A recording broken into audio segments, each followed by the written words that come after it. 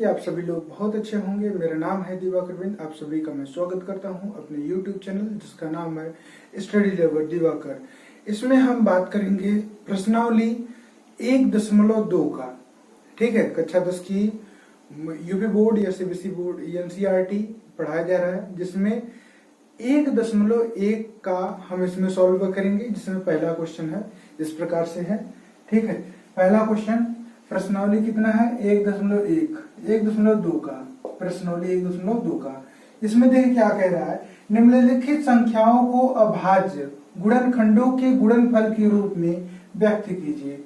अभाज्य गुणनखंड, अभाज्य गुणनखंड जैसे 140 है, 165 है, कितना 3825 है, 5005 है, 7429 है। इसको क्या करना है, गुणनखंड करना है। तो चलिए सीखते हैं कैसे गुणनखंड होगा। 140 है, पहला देखिए 140 है। 140 को कैसे निकालते हैं पहले देख लीजिए। 2 सते 14, बिल्कुल जो प्रीवियस कक्षा में पढ़े हैं 6, 7, 8 में वो ऐसे ही है। इसमें परेशान होने की बात नहीं है। ठीक है, और ये हो जाएगा कितने से, ये हो जाएगा 5 सते 35, इस तरीके से 7 1 का 7 हो जाएगा। तो यहाँ पर गुणनखंड हो जाएगा, ये इसको लिख सकते हो गुणनखंड। गुणनखंड कितना है 140 का, 140 का कितना है 2 गुणित 2 गुणित 5 गुणित 7। ठीक है, तो इसको लिखा जा सकता है 2 5 7, इस तरीके से लिखा जा सकता है। क्लियर है बात। बिल्कुल यही एक नए स्टेप है, ये वाला नए स्टेप है। बाकी सारी चीजें तो पुराने ही है ना, तो इसमें परेशानी नहीं होगा। सभी चीजें देखिए, ये प्रीवियस कक्षा में आप लोग एलसीएम निकालते हैं, एचसीएफ निकालते हैं, बिल्कुल यही हूबहू मेथड होता है। तो आपने वो चीज तो सीखा है। इसमें नया क्या है, ये स्क्वायर 2 का स्क्वायर होता है और 5 गुणित 7, स्क्वायर वाला पैटर्न इसमें नया है। यही है अभाज्य गुणनखंडों का गुणनफल। ठीक है, चलिए नेक्स्ट क्वेश्चन देखते हैं। नेक्स्ट क्वेश्चन क्या कह रहा है और उसके बारे में हम बात करते हैं। देखिए, तो इसमें देखिए 156 में किस नंबर से कटेगा। सबसे पहले छोटी से छोटी नंबर्स में हम काटेंगे। तो 2 सत्ते 14 होता है, 2 सत्ते 14, 2 अठे 16 होता है, और 2 तिहाई 6 होता है, 2 9 18 होता है। फिर अब 3 से काटेंगे, 3 1 3 3 9, इस तरीके से आएगा। तो गुणनखंड गुणनखंड गुणनखंड 156 बराबर कितना हो जाएगा 2 × 2 × 3 × 13, कुछ ऐसा दिखेगा। 2 पे पावर 2 3 × 13। बात तो समझ में आ रहा है। अब तो ये बिल्कुल आसान लग रहा हो, हलवा लग रहा होगा, है ना। तो देखिए क्यों, क्योंकि ये स्क्वायर जो है ना, इसको स्क्वायर हम लिख रहे हैं। क्या कर रहे हैं, इसको हम लिख रहे हैं। अगर ना लिखते तो ये पुराना मेथड होता जो आप अभी तक पढ़ते आ रहे हैं। तो इसमें नया है, तो यही इंटरेस्टिंग फैक्ट है, इसको समझना होगा। चलिए अब तीसरा देखते हैं, तीसरा क्या है। तीसरा के बारे में बात करते हैं। तीसरा देखिए, तीसरा क्या है 3 8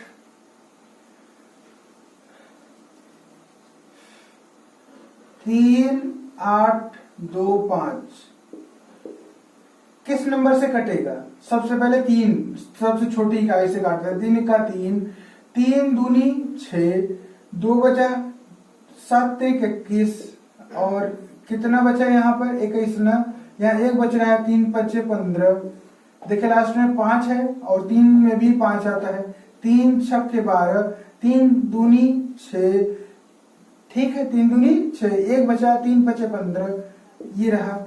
और उसके बाद कितने काटे 5 से, 5 6 का 5, 5 दूनी 10, 5 5 25, फिर 5 से काट रहे हैं, 5 दूनी 10, 5 5 25, फिर 5 5 5 25, और किससे कटेगा ये, फिर 5 से कट जाएगा। इस तरीके से ये आएगा। कितना हुआ 5 का।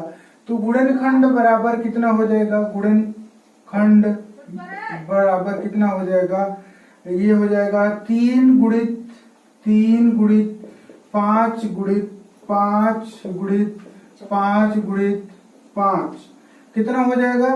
देखिए 5 5 5 कितनी बार है? 4 बार है। तो कितना हो जाएगा ये?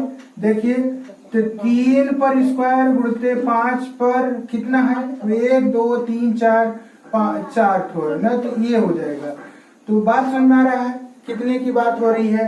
3 पर स्क्वायर है, 5 पर 5 5 5, ये इतनी बार के बारे में बात कर रहा है। 5 कितना है? 4 ठो है ना, 4 ठो दिख रहा है। तो इस तरीके से देखिए 4 इसमें है तो 4 का स्क्वायर ये 4 हो गया, पावर 4 हो गया, और इस तरीके से होता है।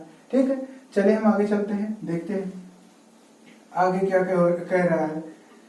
अब देखिए आगे में ये क्या कह रहा है कि 505 की बात कर रहा है। जैसे देखिए 505 5005 की बात कर रहा है। 5005 में ये चौथे की बात कर रहे हैं। तो चौथे में 5005 में सबसे पहले 5 से काटते हैं। 5 एक का 5 0 0 5 एक का 5। अब किससे काटेंगे? 7 से काट ले तो बेहतर होगा, नहीं तो 3 से काटते हैं। 3 से काट लेते हैं, देखते हैं 3 क्या कह रहा है। 3 त्रिका 9, 3 त्रिका 9, और यहाँ कितना बच रहा है? 9 1 10, यानी 3 से तो नहीं कटेगा। तो चलिए इसको हम मिटाते हैं, और अब किसे ट्राई करते हैं? अब ये ट्राई करते हैं 7 से। 7 से ट्राई करते हैं। 7 एक का 7, अब कितना बच रहा है? 7 3 10 होता है, 7 7 चौक 28, 7 चौक 7 तरीके कट गया। ठीक है, अब किससे कटेगा? अब किससे कटेगा? ये 11 से करते हैं। 11 एक का 11, और 11 3 33, और उसके बाद कितना? 13। तो हम कह रहे हैं गुणनखंड बराबर हो जाएगा, गुणनखंड 505 5005 बराबर कितना आएगा? 5 गुणित 7 गुणित 11 गुणित 13। ठीक है, तो इस तरीके से आएगा। इसमें देखो कोई नंबर रिपीटेशन नहीं हो रहा है जिसको हम स्क्वायर कर सके, बात तो एकदम क्लियर होगा। अगर नंबर रिपीटेशन होता तो हम स्क्वायर करते। इसमें देखिए रिपीटेशन नहीं हो रहा, दोहराव नहीं हो रहा, सिमिलर नंबर नहीं हो रहे हैं, तो हम कैसे लिख सकते हैं? इसलिए ये यहीं तक रह जाएगा। ठीक है, चलिए हम आगे चलते हैं। अब देखिए उसमें आगे में क्या आएगा। देखिए कितना कह रहा है? 7 4 2 9, ये है 5वां क्वेश्चन। देखिए इसको हम निकाल रहे हैं। किससे काटे? सबसे पहले किससे काट ले? 17 से काट ले रहे हैं। 17 चौका 17 54 51, 7 चौका 68, 17 चौका 64, 17 चौका 64, 17 दूनी 34, 17 त्रिक 51, 7 चौका 68, 17 चौका 68, 60 8 68। ठीक है, अब इसका कितना आएगा? 17 चौका 68, 68 74। इसको घटा लेते हैं, देखते हैं कितना आता है। नहीं तो सबसे पहले काम यही कर लेते हैं, इसको देख लेते हैं। 8 2 और 6 ये रहा, और ये इतना कितना है? 2। 17 दूना 24, 17 त्रिक 51, 7 चौका 68, 7 चौका 68, 17 त्रिक 51, 17 त्रिक 51, ये कितना आएगा?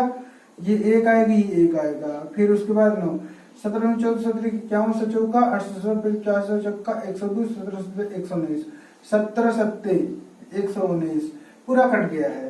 ठीक है, तो इसको हम अब रिमूव कर दे रहे हैं, क्योंकि ये जब ना आए तो भाग कर लीजिए सिंपली सा, ये ध्यान दीजिए। उसके बाद 19 से काट लेते हैं। 19 3 51, 19 दूना देखिए 19 को 19 19 दूना 38, 8 8 2 5। ठीक है, 19 दूना 38, 19 दूना 38, 19 त्रिक 57, 19 त्रिक 57। तो ये हमारा गुणनखंड आया, थोड़ा लेंदी था ये। ठीक है, तो गुणनखंड बराबर कितना हो जाएगा? गुणनखंड कितने का है? 17 4 2 9 का कितना हो जाएगा? 17 गुणित 19 गुणित 23। तो देखिए इसमें भी वही नंबर है, इसमें रिपीटेशंस नहीं आ रहे हैं जिसको हम स्क्वायर कर सकें, नहीं तो हम जरूर स्क्वायर करते हैं।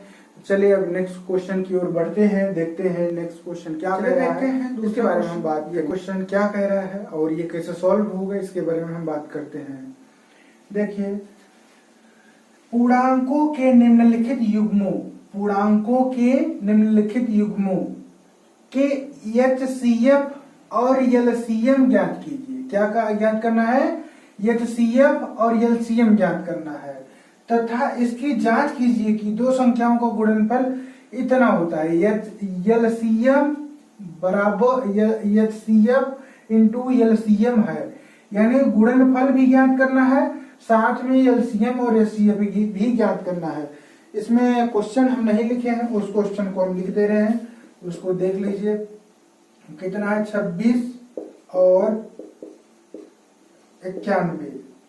और दूसरा क्या कह रहा है? 510 और 92। तीसरा क्या कह रहा है? तीसरा भी इसी में है, 336 और 54। ठीक है, इसी तरीके से दिया गया है, इसके बारे में हम बात करते हैं। चलिए देखते हैं क्या कह रहा है। 26 और 91 अगर हो, पहला क्वेश्चन के बारे में हम बात कर रहे हैं यहाँ पर, पहला क्वेश्चन के बारे में देखिए। तो पहला क्वेश्चन बहुत ही इंटरेस्टिंग है क्योंकि ये बेसिक्स है और बेसिक्स अगर हम समझ लेते हैं तो साथ में प्रॉब्लम नहीं आएगा, जाहिर सी बात है। इसको हम देखते हैं कैसे।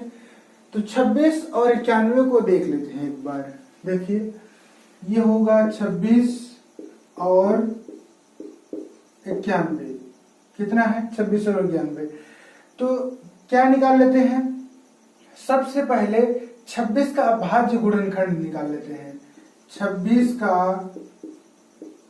अभाज्य गुणनखंड, 26 का अभाज्य गुणनखंड कितना हो जाएगा? 2 गुणिते 13। ठीक है, ऐसे ही 91 का अभाज्य गुणनखंड कितना हो जाएगा? 7 गुणिते 13। ठीक है, तो इन दोनों में उभयनिष्ठ क्या है? उभयनिष्ठ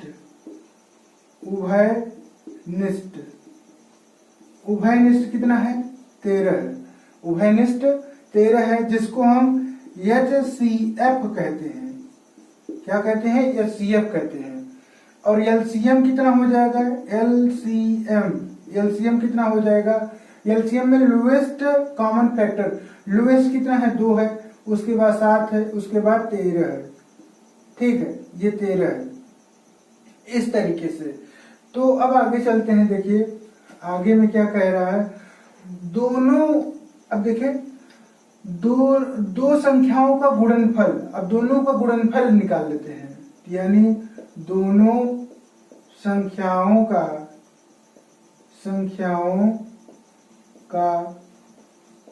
गुणनफल, दोनों संख्याओं का गुणनफल HCF इंटू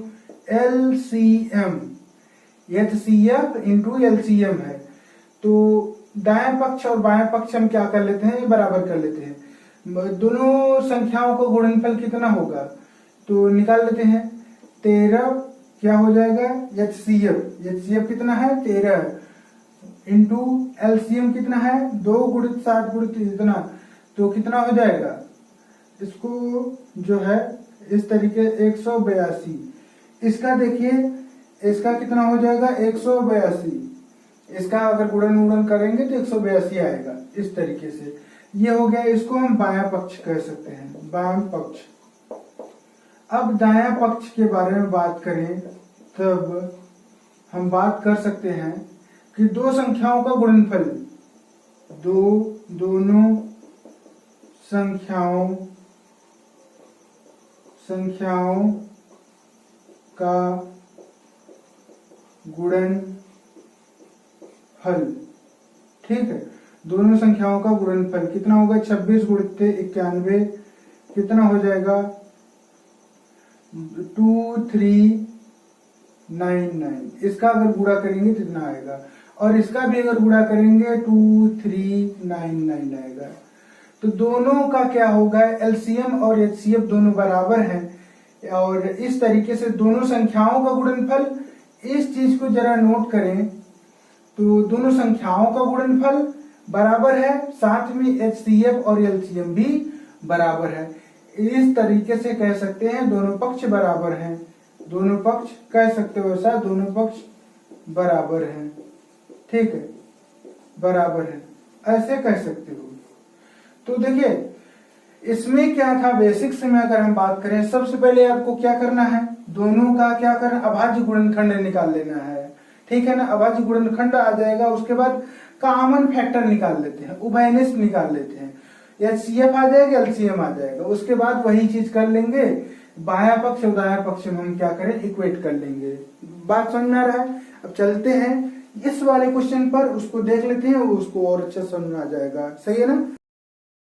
देखते हैं दूसरा क्वेश्चन का दूसरा में हम सॉल्व करेंगे।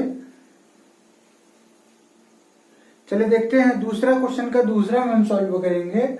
इसमें क्या कह रहा है कि देखिए पूर्णांकों के निम्नलिखित युग्म एलसीएम, एचसीएफ और एलसीएम ज्ञात कीजिए। क्या क्या ज्ञात करना है, एचसीएफ और एलसीएम ज्ञात करना है। इसकी जांच कीजिए, दोनों संख्याओं का गुणनफल एचसीएफ और एलसीएम है। तो दूसरा क्वेश्चन, ये पहला वाला तो हो गया है, दूसरे वाले की बात कर रहे हैं। तो देखिए दूसरा वाला क्या कह रहा है उसके बारे में, 510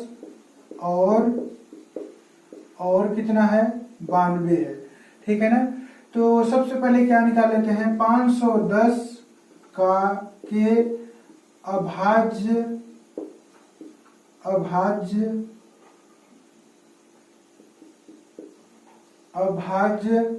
गुणनखंड, अभाज्य गुणनखंड कितना हो जाएगा, 2 × 3 × 5 × 17, ये हो जाएगा। गुणनखंड कैसे निकाला जाता है इसको देखे हो, पहले वाले क्वेश्चन में उसमें बात किया गया है। अब 92 का ऐसे ही निकाल लेते हैं, 92 के अभाज्य गुणनखंड, अभाज्य गुणनखंड कितना हो जाएगा, 2 × 2 × 23, ठीक है। इसमें देखिए उभयनिष्ठ क्या मिल रहे हैं, उभयनिष्ठ यही है, तो उभयनिष्ठ कितना हो जाएगा, 2। तो एचसीएफ कितना हो जाएगा, एचसीएफ ही 2 हो जाएगा। एचसीएफ मतलब हाईएस्ट कॉमन फैक्टर कितना हो जाएगा। और एलसीएम कितना हो जाएगा, एलसीएम में पूरा आता है, 2 × 2 × 3 × 5 × 17 × 23, ये होता है। इसका अगर हम गुणा करेंगे पूरा तो 23,460 आएगा, ठीक है। इस तरीके से अब हमें सिद्ध क्या करना है इसके बारे में अगर हम बात करें तो देखिए दोनों संख्याओं, ये यहां से लिखा, दोनों संख्याओं का गुणनफल, दोनों संख्याओं का गुणनफल बराबर HCF into LCM, HCF into LCM। तो बायां पक्ष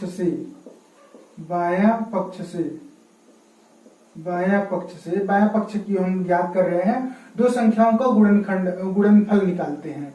तो देखिए 510 गुणते 92, ठीक है, कितना आ जाएगा, 46,920 आएगा। अब दो संख्याओं का गुणनफल अगर निकाल ले तो दो संख्याओं का गुणनफल, दोनों संख्याओं का, देखिए बायां पक्ष में इतना आया है, ठीक है ना। अब दायां पक्ष के बारे में बात कर रहे हैं, दोनों संख्याओं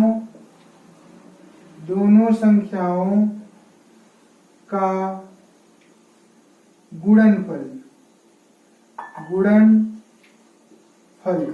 दोनों संख्याओं का गुणनफल कितना हो जाएगा, इसके बारे में अगर हम बात करें तो दोनों संख्याओं का गुणनफल तो यही हो सकता है, ठीक है। कितना हो जाएगा, 596, ठीक है, ये चीज यहाँ पर हो सकता है ऐसा, दोनों संख्याओं का गुणनफल। अब हम निकाल लेते हैं एलसीएम, क्या, दायां पक्ष, दायां पक्ष, दायां पक्ष में क्या कह रहा है, LCM, LCM into HCF, into HCF, HCF. LCM कितना है, 2 इंटू 2 3 4 6 0, इसका अगर हम निकाल लें 4 6 9 2 0, देखिए ये वाला और ये वाला दोनों क्या है, दोनों बराबर आ रहे हैं। कहने का मतलब दो संख्याओं का गुणनफल और एचसीएफ इंटू एलसीएम, दायां पक्ष बायां पक्ष, वाम पक्ष वाम पक्ष, दायां पक्ष दायां पक्ष बराबर है। इस तरीके से हम ये कह सकते हैं दोनों क्या है, बराबर हैं। इस हो जाएगा इसका, यहाँ तक हमारा ये सही है। क्यों, क्योंकि देखिए सबसे पहले हमने क्या किया है, दोनों का अभाज्य गुणनखंड निकाले हैं, दोनों का 510, उसके बाद उभयनिष्ठ निकाल लिए हैं, उभयनिष्ठ मतलब एचसीएफ निकाल लिए हैं, उसके बाद एलसीएम निकाल लिए हैं। एलसीएम निकालने के बाद दोनों संख्याओं का गुणनफल इंटू एचसीएफ एलसीएम, बाएं पक्ष हमने लिया है, दोनों संख्याओं का गुणनफल इतना आता है, इसको हमने इक्वेट करके यहाँ रखा है। दाएं पक्ष अगर हम निकालें एचसीएफ इंटू एलसीएम को निकालें तो इतना हो जाएगा, इसको गुणन करके यहाँ करके दोनों पक्ष दोनों सिमिलर आ रहे हैं। इस तरीके से हम कह सकते हैं कि ये हमारा पूर्णांक जो है, जो युग्म है, एचसीएफ और एलसीएम दोनों ज्ञात हैं और वो सही है, ठीक है। इस तरीके से जांच भी किया गया कि दोनों तरीके से ये सही है। अब हम चलते हैं नेक्स्ट क्वेश्चन की तरफ। देख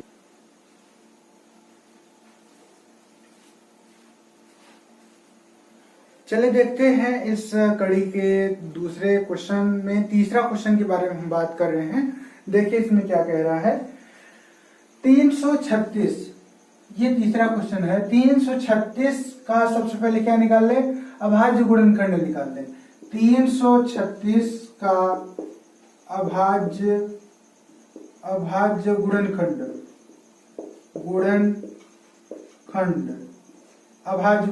अभाज्य गुणनखंड कितना होगा, इसमें देखिए इसमें कितना हो जाएगा, 336 का 2 गुणित 2 गुणित 2 गुणित 2 3 गुणित 7, ये चीज हो जाएगा इसका।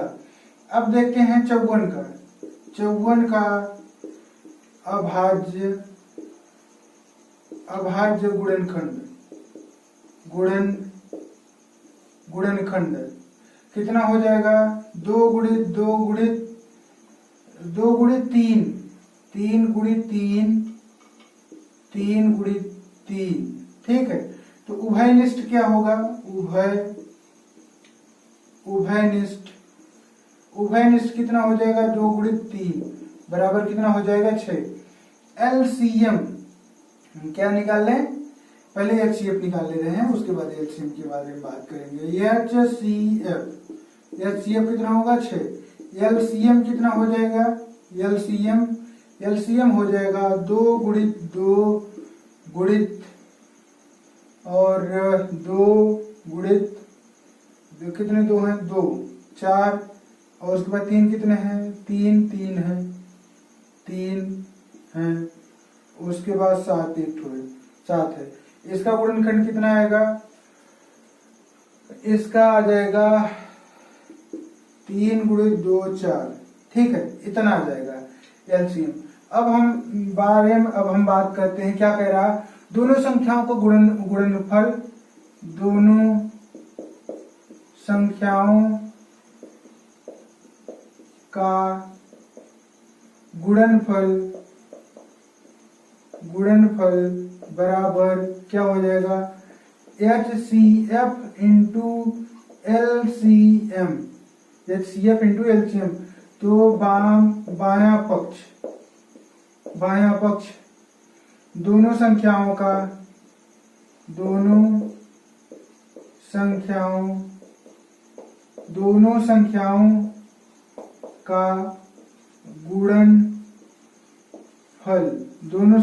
गुणनफल कितना हो जाएगा, 336 54, ठीक है। बराबर कितना होगा 18,144। 18,144 देखे दोनों संख्याओं का गुणनफल, दोनों संख्याओं का गुणनफल 36, 336 और 54 का हमने डायरेक्टली गुणा कर लिया है, दोनों संख्याओं का गुणनफल हो गया है। अब हम क्या बात करते हैं, बायां पक्ष। अब बायां पक्ष के बारे में हम बात करते हैं। बायां पक्ष क्या कर रहा है, HCF इंटू LCM।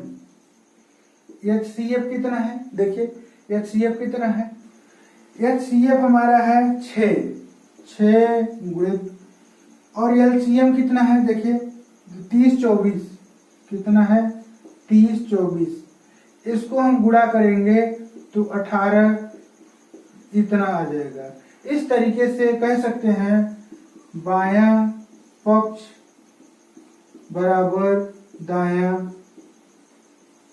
पक्ष, दायां पक्ष, ठीक है। इस तरीके से इतना हम कह सकते हैं, दायां पक्ष और बायां पक्ष दोनों बराबर हैं, ठीक है। इसी के साथ ही ये पूरा क्वेश्चन हुआ। देखिए इसमें अगर हम दोहराव की बात करें, रिवीजन की बात करें, सबसे पहले हम करते हैं अभाज्य गुणनखंड दोनों का निकाल लेते हैं, उसके बाद उभयनिष्ठ HCF होता है, उसके बाद ये LCM निकाल लेते हैं, दोनों पक्ष का रखते हैं, गुणनखंड निकाल लेते हैं, इस तरीके से आ जाता है, ठीक है। इसी के साथ ये वीडियो यहीं तक है, मिलते हैं कल।